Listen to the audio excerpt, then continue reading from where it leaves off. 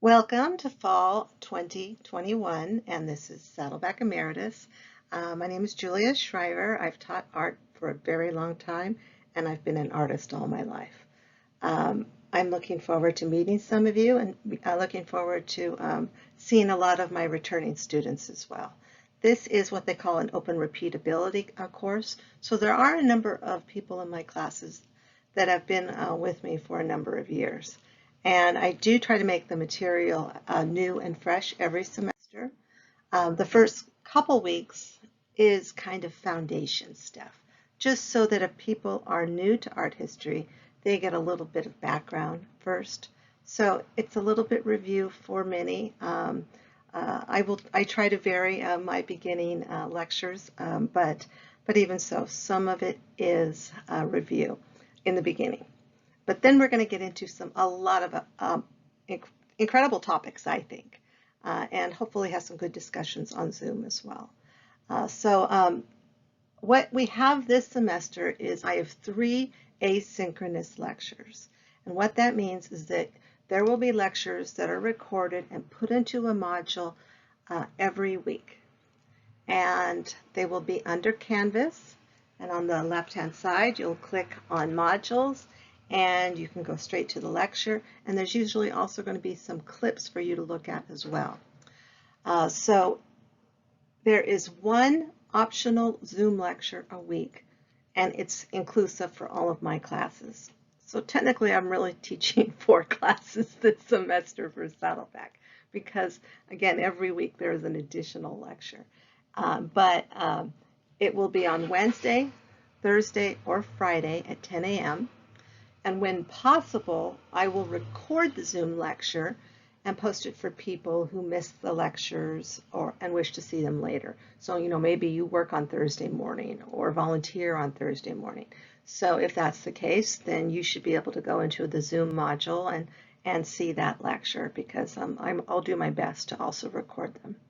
I'm kind of funny about recording class Zoom lectures because I think there's some privacy issues there, and it's concerning to me. You will occasionally hear dogs jingling behind me because I have 2 large dogs. And so I have a Labrador and a Golden Retriever, and I walk a lot. Oh, in fact, I should probably spell that word. But you will occasionally hear them. I did a lot of re-recording over the summer, and after a while it makes myself crazy. So occasionally a dog comes in or out. You'll hear the postman coming. I thought I had a really quiet household before COVID, and now I realize I don't have a quiet household at all. But we do what we can do. This is not perfect. I had been requested to teach online numerous times in my career, and I always said no. And I really don't mind it now. I'm used to it. But even so, I much prefer face-to-face. And I think I'm a more effective educator that way as well.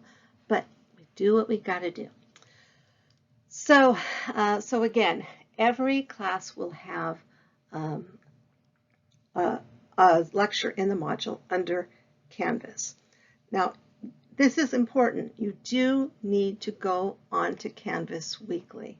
I know occasionally you have vacation or you're out of town. That's understandable. But the college does check attendance, does check Canvas hours. So you do need to do that. That is different than it's been in the past, where they just make an assumption that students have done this much work.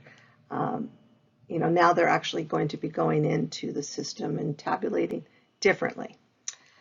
So again, you'll have your lecture in the modules, and then Wednesday, Thursday, or Friday every week at 10 a.m. I'll pick one of those days, and I'll have a lecture. And the lecture is basically going to be Paleolithic to present day, so all different types of topics. And it may or may not fit in with the topic of your class. Now, in addition, I may have what I call office hours. If I'm sitting at my desk and I have time during the week, I will just open up office hours and I'll post it. Hey, I'm around if anyone wants to chat. or ask any questions. So it might just be spur of the moment sort of things. Send an email, that kind of thing. And I'll see how that goes. If people are interested in that, I will continue.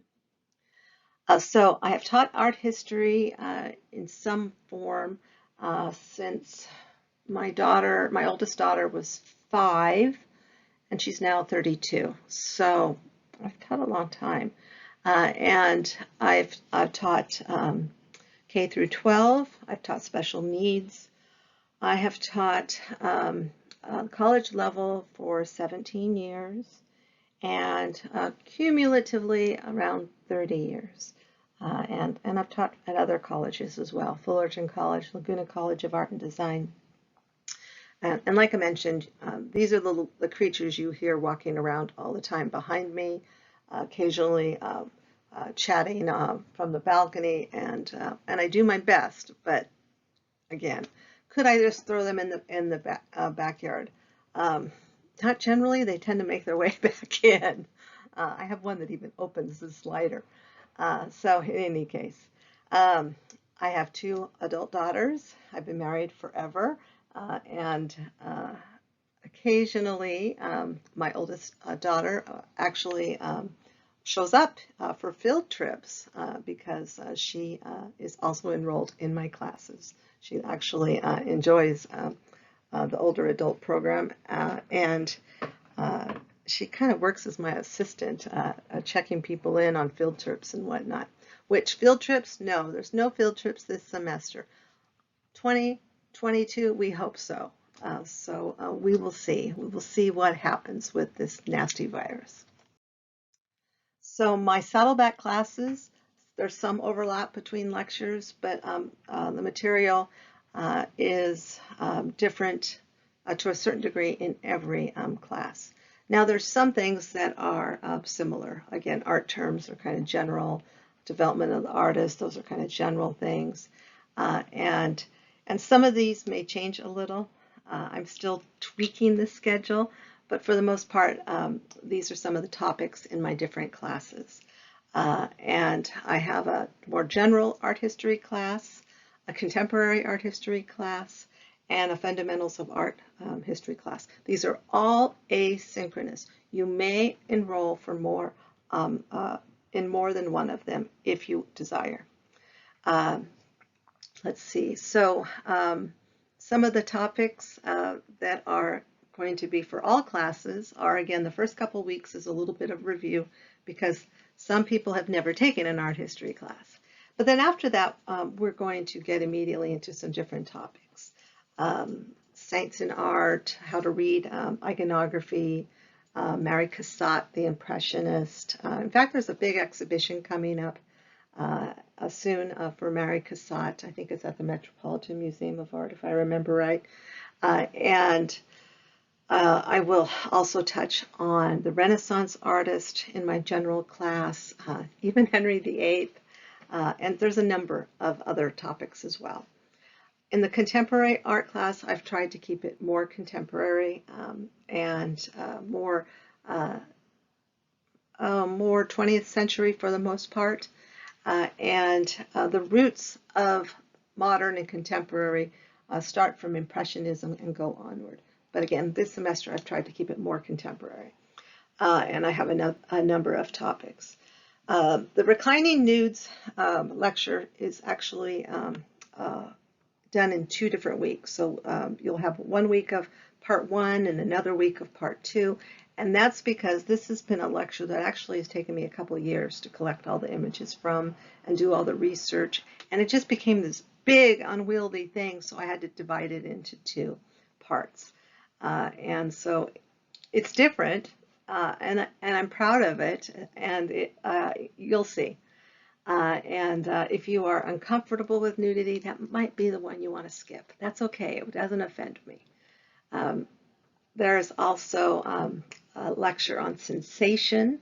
That's from the 1997 exhibition that was very, very influential, I guess you would say. Certainly it changed the art world forevermore, and that is also on the agenda. I also researched J.C. Lane-Decker. J.C. Lane-Decker is an incredible illustrator, and he's one that should be noticed more, and probably many of you have no idea who I'm talking about. Again, these are some of the topics. So if you're looking at this topic going, oh, I'm in this class, but I should be in this class, shouldn't be a problem. I think I have a few extra seats in most of my classes. But that could change, so we'll see. And I think they let me go over a bit. I will find out all of that information soon. So confusing art and Hamilton, Mayall was in a Zoom session last semester. It's going to be expanded this semester in my Fundamentals of Art. Also, the photographer Sally Mann. That's another lecture that I've done before, but I'm going to expand it a bit as well. And anyway, I think it's going to be an interesting semester. I produced far more lectures this summer than I ever have before.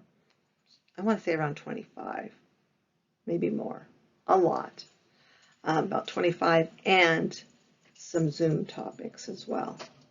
And again, the Zoom topics are kind of out there as well. So you'll see.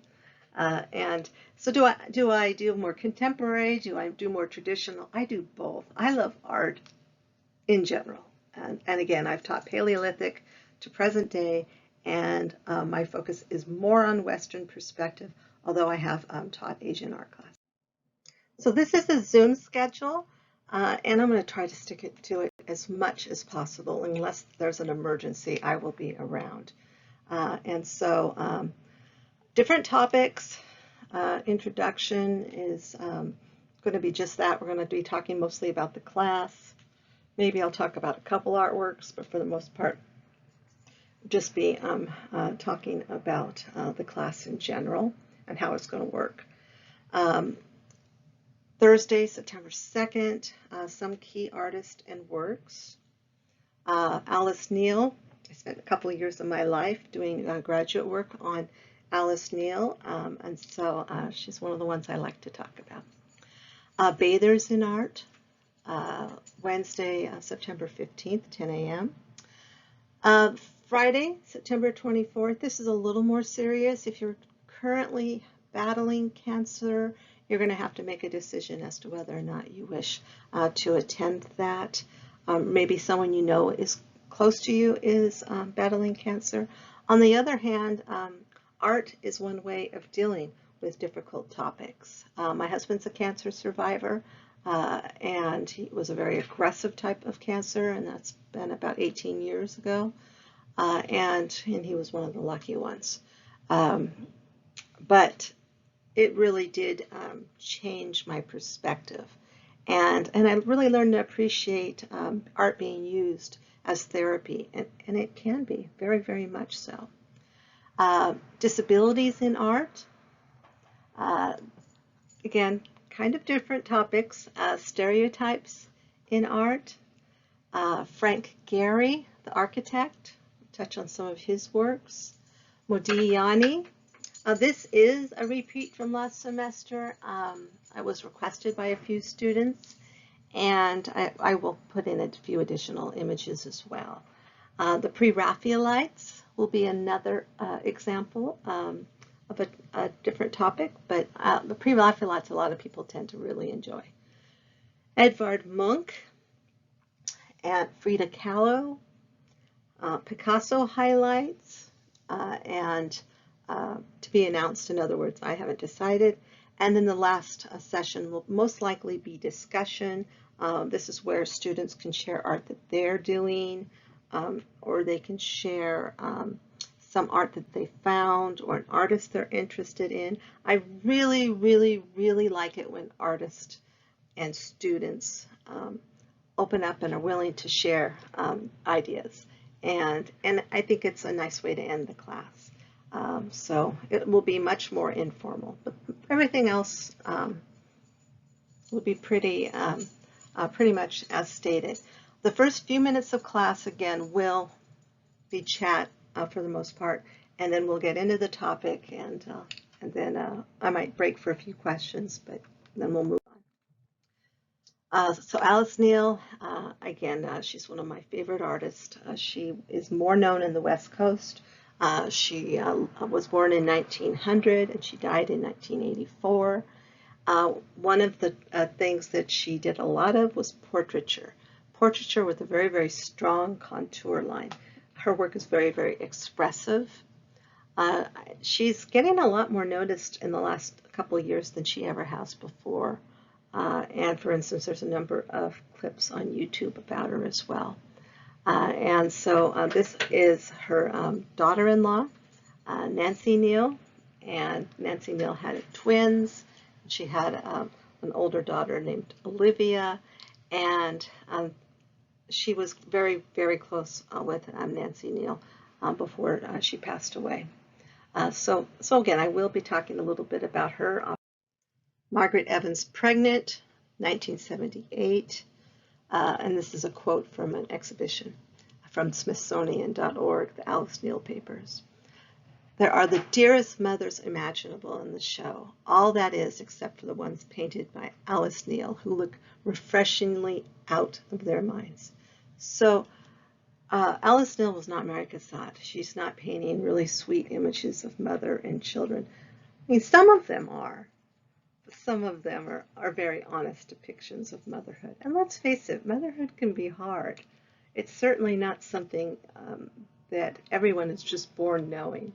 I mean, some people are, but it's hard work. And so I appreciate Alice Neal's work, the honesty and her sense of humor. She was an interesting artist.